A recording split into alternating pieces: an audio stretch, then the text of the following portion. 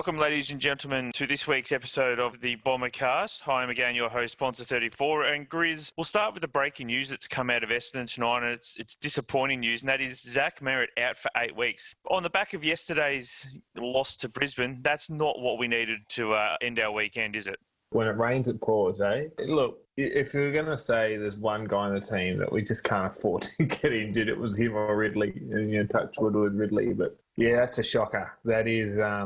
That's a tough one there. And the syndesmosis, or as I think someone on the board put it, Essendonitis. We just seem to pick 2 or 3 of them up every year. It's really disappointing, but I suppose now guys like McGrath and Caldwell and maybe even Ben Hobbs, if he has a couple of good weeks in the VFL, have a chance to come in and show everyone what they've got as sort of first choice midfield. I suppose the one positive we can probably take, and look, it's a small positive, is that it does open up that spot now for an Andrew McGrath or even a Ben Hobbs, as you say, to really take the opportunity by the scruff of the neck and show us what they're made of. And I will just say, syndesmosis, Sam Walsh did have that injury, and they were talking that he wouldn't be back until round 5, round 6, and he came back in round 2 and played quite well for Carlton against the Bulldogs. So, 8 weeks, that's worst case. And look, the way Essendon's been, it's the case we'll all look at. But it could be less. So let's just hope that it's on the Sam Walsh side of things rather than say that Jake's String, because I think that's what Jakey did last year, and he missed a big chunk of football. Yeah. So Walsh was I think he was 5.5 weeks. So he was basically right on the lower end of that 6 to 8 week threshold. But yeah, look, the team moves on. I wouldn't expect to see Hobbs in this week, but I think Shield, whenever he comes back, probably is the other one that we've got to consider will get back at some point. So we'll have plenty of sort of options to take his place in terms of role, but obviously, it's Zach Merritt. We're not going to find a like for like in terms of quality and output on our list to start with, but as we go. The other bloke, and we'll move into yesterday's game, the other bloke that might open an opportunity for in the midfield is Archie Perkins. Now, I thought Archie yesterday was sensational. You did raise the question earlier in the year, Grizz, whether or not Archie Perkins would be the X-Factor player for us this year. And I think at the time it was you, me and Kiptastic, and I think we all pretty much said, yes, we think he could be. And yesterday certainly proved that. I mean, he only had 11 touches, didn't actually have a handball, 11 kicks, 0 handballs, so he used it by foot. But 3 goals won, which was something that, I thought was excellent. And he was definitely involved in a lot around the ground. Yeah, 11 touches, 6 of those ending scores. That's not a bad ratio. This is going to sound ludicrous considering we're just talking about Zach Merritt going out of the midfield, but I don't think our forward line can afford to lose Archie Perkins at the moment. Like, he and Peter Wright are probably the 2 players at the moment that look at all dangerous when the ball gets in their area. And yeah, like I said, the only 11 touches, but it was noticeable how effective his touches were. They were all maximum sort of damage to the opposition. A lot of them were in scoring positions. And just his movement, I find that he breaks an inordinate amount of tackles, Archie, for someone that's a second-year player. And there was that one behind her, he hit the post where he broke 2 tackles, dodged another guy, and then from the outside of his right foot, hit the post from about 35 out.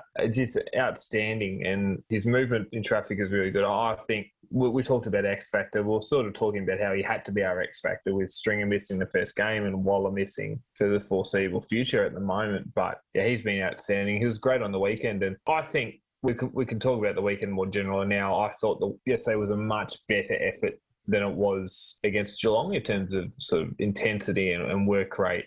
We just weren't clean enough. Brisbane were far more efficient from the goal. They didn't turn the ball over like we did in parts, and we just weren't clean enough around the ground. I don't think the effort was the issue like it was against Geelong. We were just sort of outclassed, and our composure was found lacking at different points. And I think we ended up with more scoring shots than they did.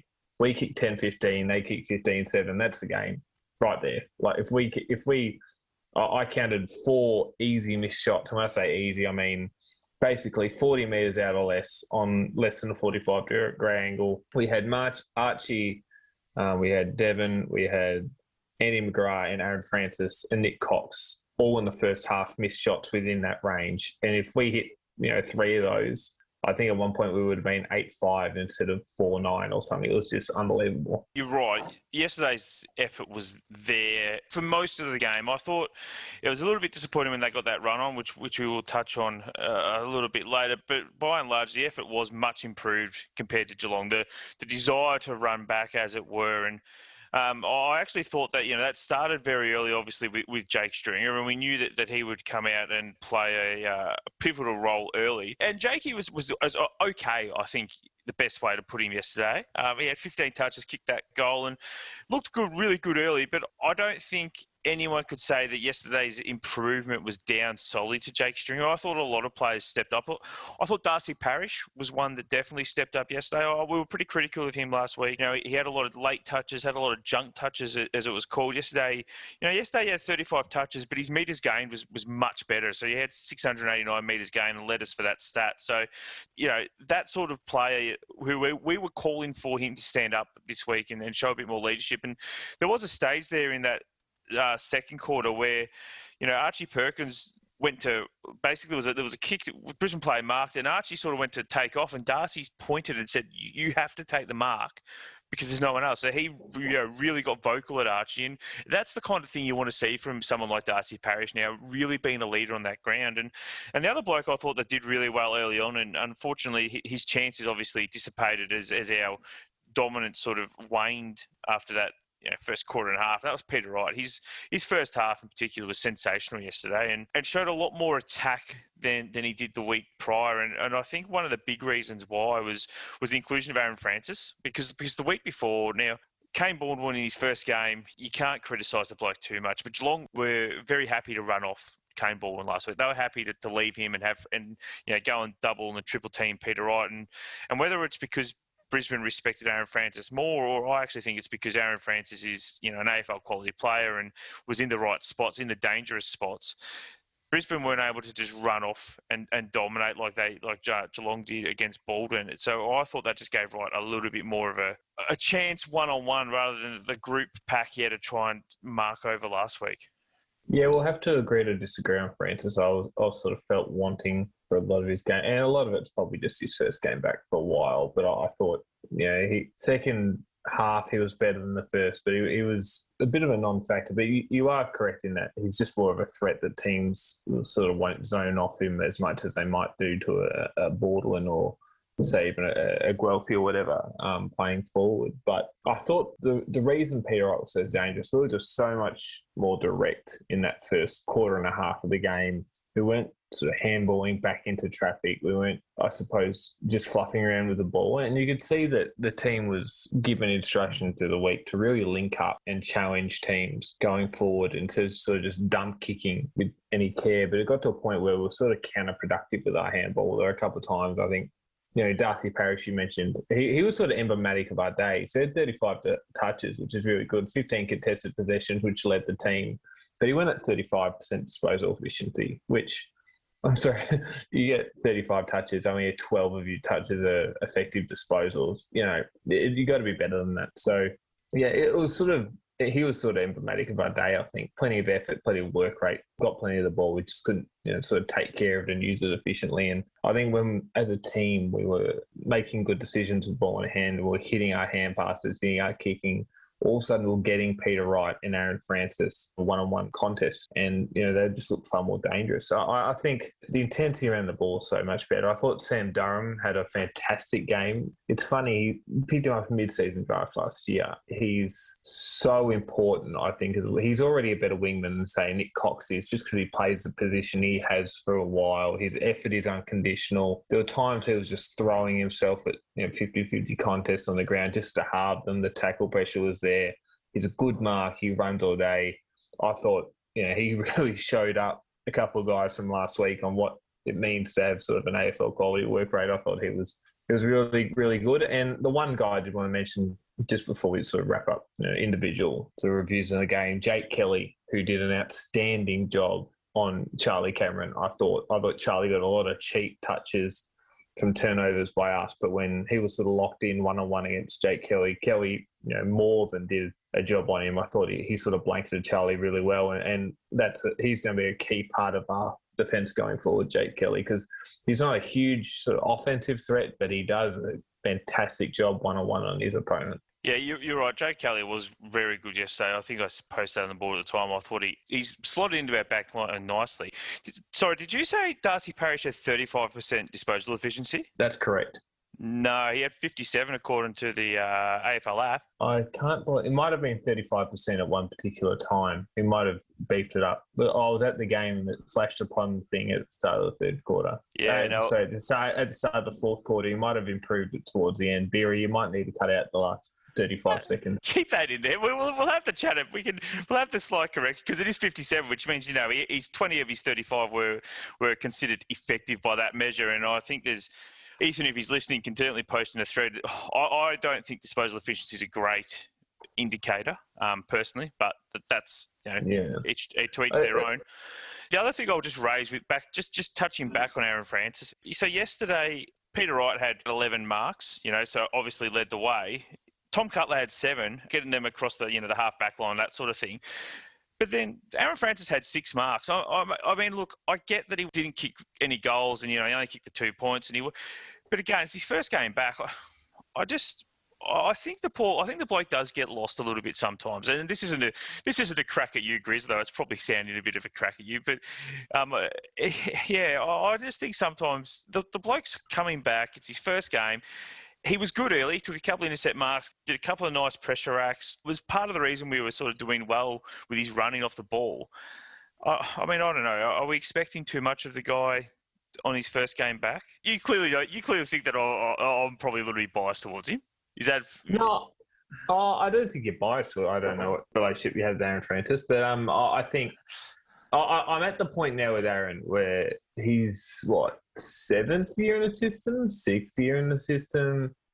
You look at guys from his draft class. You're looking at sort of Charlie Curnow's, Harry Mackay's, all those sorts of key position players from his draft. And you're like, okay, is it unfair to say, oh, why isn't he, Harry Mackay or Charlie Curnow? Yeah, absolutely, that's unfair. Eric Hipwood's another one. Yeah, that's unfair.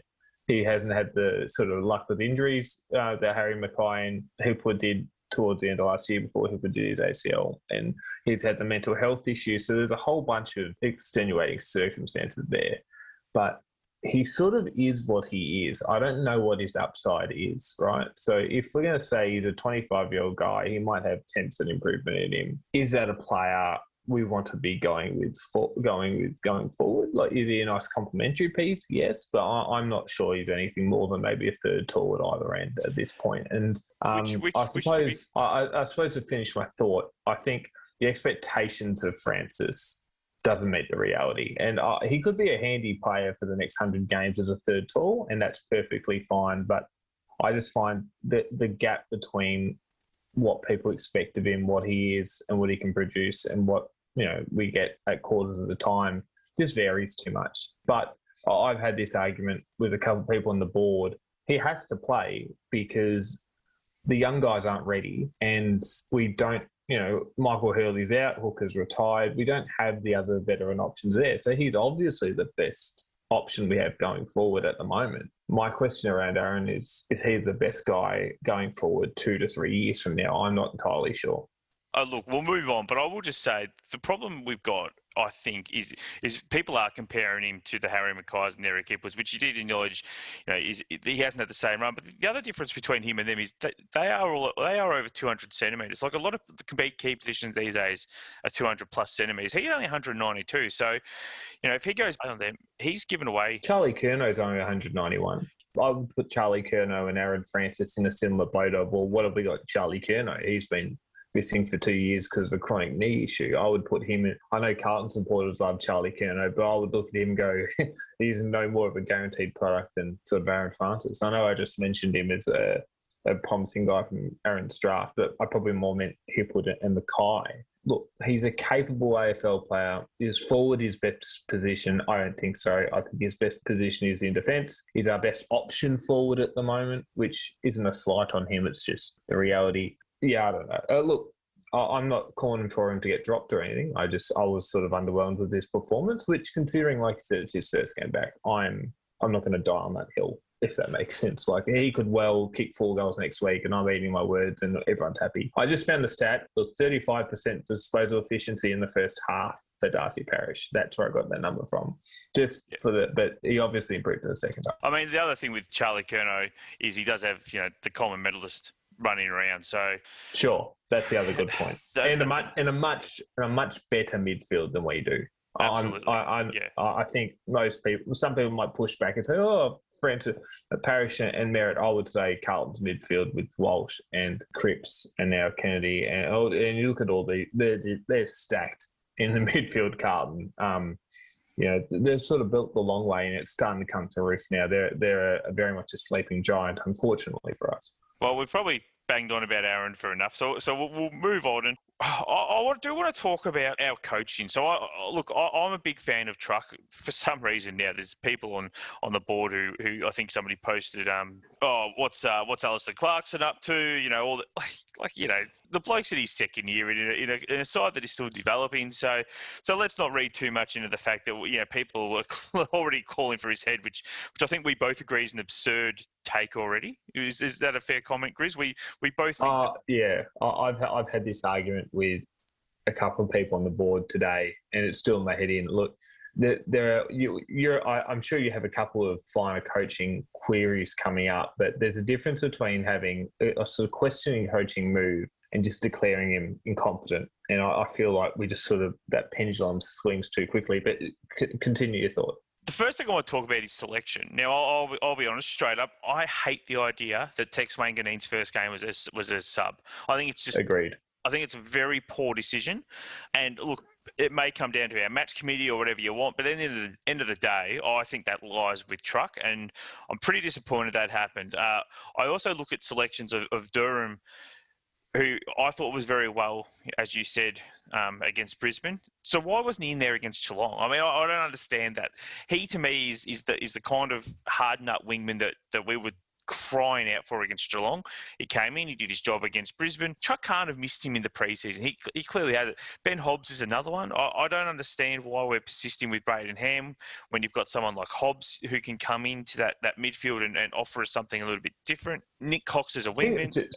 Sorry, just with Durham, I think he picked up a niggle just before the practice matches, and he didn't play in either of the practice matches. I think the reason he missed round one was they wanted to ramp up his training a bit like Aaron Francis and Jake Stringer. But continue with... the other problem I had with Stringer was I don't think Stringer played VFL last week, which he needed match fitness, and then we didn't give him a game. So I thought that was weird. Nick Cox is a wingman. We've discussed in depth on here that we don't think that's his position. He needs to go forward or back and lock down one of those positions. Yeah, there's just some team selection things at the moment that I find weird. I'm only sitting here on the couch watching from a distance, but they're obvious selection errors that I think we've made early in the year. And yeah, I'm just not sure if he's going to be able to make the adjustments that I think that appear necessary, within a week. I mean, he obviously can't throw the plan out the window.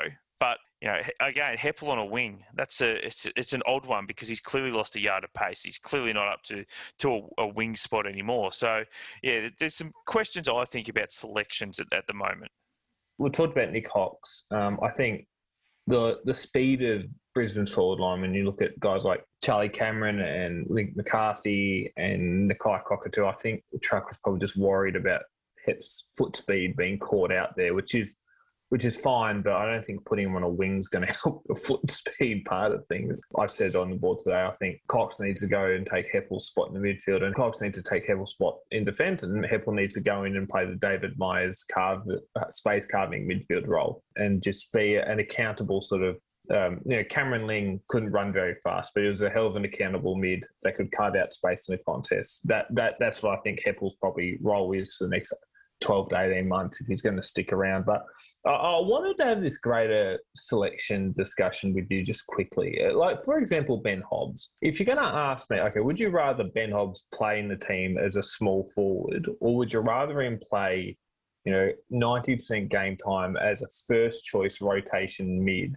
in the VFL. I'm taking the VFL, and it's not because I don't like Ben Hobbs or I don't rate him as a prospect. I just think when you look at an 18-year-old kid who's played bugger all football the last 2 years because of COVID, getting those reps in as a first-choice midfielder, at least for the first month of the season, is going to be far better for him than playing on a half-forward flank for the Bombers at the moment, particularly when our first 3 games against Geelong, Brisbane and Melbourne, and there's every chance he gets carded like the rest of the team does. And so I think, Tex Wanganeen, I agree completely. Pick him in the starting 22 or don't pick him. Playing him as a sub, it was a poor look, to be honest. I didn't enjoy that either. So it comes down to the greater selection. Like we were talking Aaron Francis before. I'm okay with Aaron Francis playing forward because, Jones is out. Eyre isn't ready. Neither is, say, Zach Reid if they want to play him forward. And so you don't want to throw, Josh Eyre into the forward line as a young player when he's not ready. And it's a similar prospect for me with guys like Ben Hobbs. Give them a month in the VFL. Kane Baldwin's the same. Give Kane Baldwin a month as the number 1 key forward. The selection thing with the younger guys I don't get, because if you throw them in before they're ready, you can do damage. I would rather give them a month in the VFL to get their confidence up. But to the greater point, there's some weird selection queries. Guys like Matt Guelphy and, Braden Ham won't be in the team when Snelling and McDonald Tippingwoody come back. That's the reality. They're there because we're that short in the position. But I wonder if he's just trying to move the deck chairs around at the moment with guys he trusts until the troops get back. I'll just take your point with Ben Hobbs not playing in the midfield and not playing up forward. I don't necessarily agree though.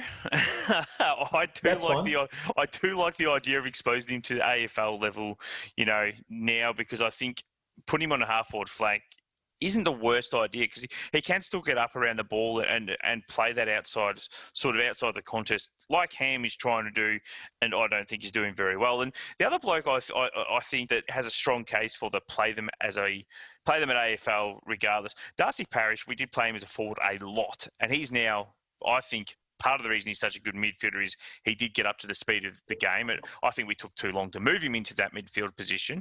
And obviously we don't want that to happen with Hobbs. But, I would have loved to have seen Ben Hobbs play yesterday instead of Braden Ham. I would have loved to have seen him come in. Or if you're going to play a small forward, I would have loved to have seen Tex Wanganeen come into the side. But I do take your point. There is certainly a point to be made that somebody like a Hobbs or, Tex didn't actually end up playing it all because of the fact that he was the sub. But, there can be a point made, and it's a perfectly valid point, that playing them, in their position in the VFL is better than out of position in the AFL. Sorry, can I just make a point there? It's more to start the season. My query with guys like Hobbs and Baldwin and Wanganeen is that they haven't played a lot of football in the last 2 years because of COVID.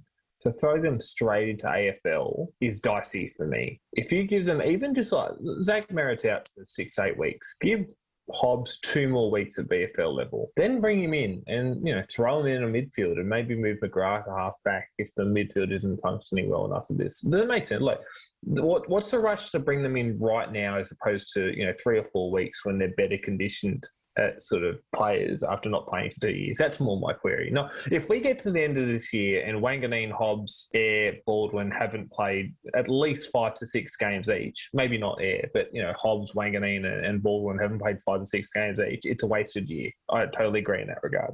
Yeah, look, I think for me, what the point is, I think the point is it means that someone like Braden Ham, who I don't think is ever going to be AFL level, doesn't get a game. But, that's just my personal opinion about Braden Ham at the moment. Unfortunately, look, I hope I'm wrong and he turns out to come good. But, yeah, it's certainly something that I just don't see happening at the moment. But we are starting to get towards the end of the F grid. So I'll step back here because I think you might have stronger feelings on this. And I'll admit, I actually didn't see this live. So if I'd seen this live, I think I would have exploded just as much as quite a few people on the board did when it happened. But I only saw the replay because I actually went out for dinner. So I happened to miss this particular incident. James Stewart, run us through your thoughts. And I've had a great rant about Nick Cox earlier in the year. And if ever you were going to rival that rant, I think this could be that moment.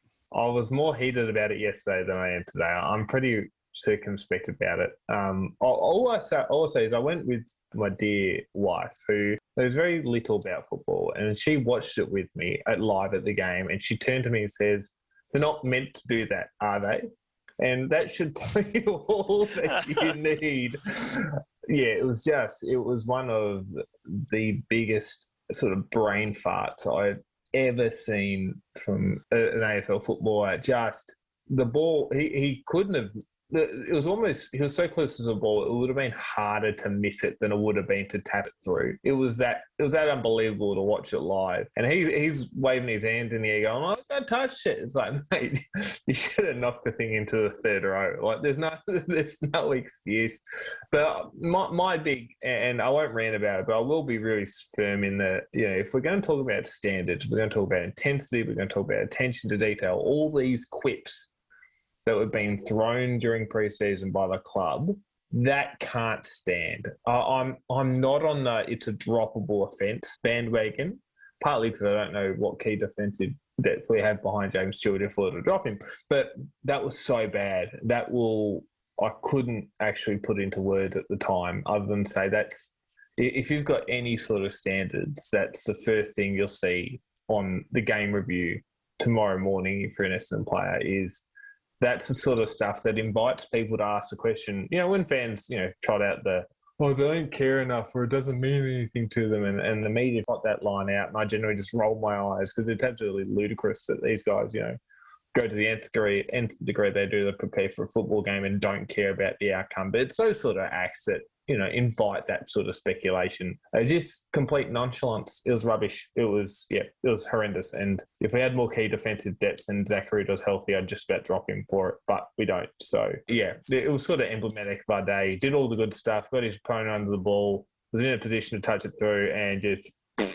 Absolutely, yeah, it's just horrendous. Quick question, yes or no? Do you think, and it was raised on the board, do you think that he thought it was going through the points? Do you think he just got lost on the field and thought that was a point? Well, that goes to the attention to detail because if he thought it was going to go through for a point, just smash it through anyway. Like, it was that close.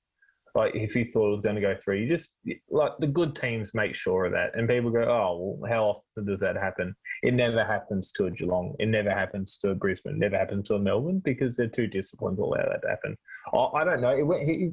He was in the goal square. So I don't know what he could have, unless it took, a Shane Warne type bounce and, the line of it looked like it was going to go through for a point and it sort of bounced, sort of at right angles to go through. But he was in line with the ball. Like I said, just take it and walk through. No one's going to, but yeah, it's just, I don't buy that at all. It was bad, but it, funnily enough, wasn't the softest effort we saw on the weekend. It was much improved, I think, generally, but there were some soft efforts on the weekend and that was one of them.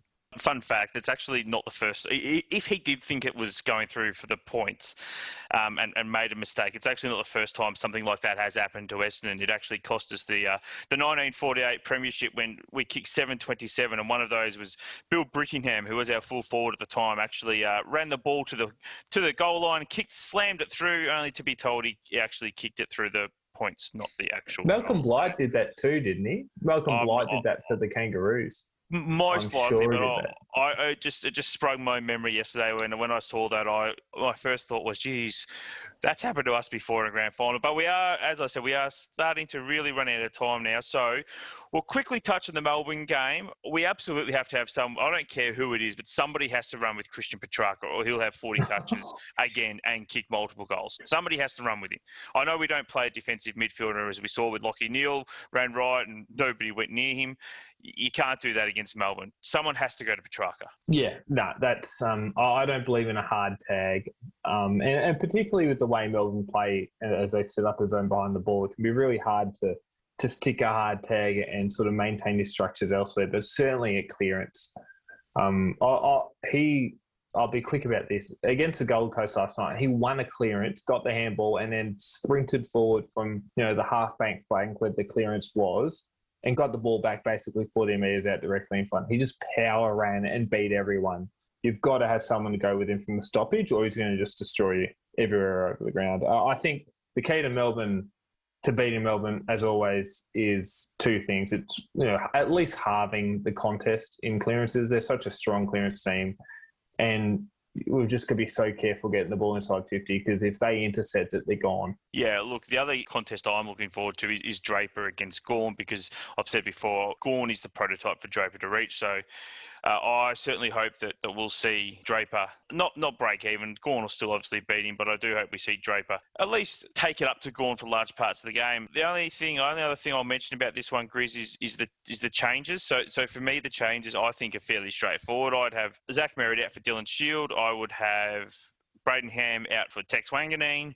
And if we really wanted to throw a cat amongst the pigeons, I'd bring Brian in, because obviously Melbourne do have Gawn and Jackson. So maybe it could be a chance for Draper and Brian to run in tandem. Yeah, I would bring Draper in anyway, because I think anytime Peter Wright leaves bring Brian in, is anytime Peter Wright leaves a forward 50, we look aimless. He's just so important structurally for us that if we had to bring Brian in as sort of the second, third tall and second ruck and keep Wright forward, we have to do that. And Draper has something to prove. I thought he had one of his more average games on the weekend. He was soft on a lot of contests and he won the hit-outs against McInerney, but I thought McInerney was far more efficient with his hit-outs and around the ground. So I think he's got a point to prove, Sammy Draper. Still young, still plenty of development left in him, but he was sort of shown up by McInerney on the weekend. So I would like to see how he responds, and we'll see if Shields' right side strains can be tricky. But if he's healthy, you're right, he comes straight in for Merritt. And I would suppose with Wanganeen not playing, he would have to play AFL or he would have to get a full game in the VFL. You couldn't give him 2 weeks off as the sub, and I don't think anyone would want to anyway. So I think it changes about right. Well, that does us for this evening, ladies and gentlemen. Thank you again for joining us. It's been a pleasure as always, Grizz, and hopefully next week we're talking about the famous victory we've had over the reigning premiers. That would be fantastic.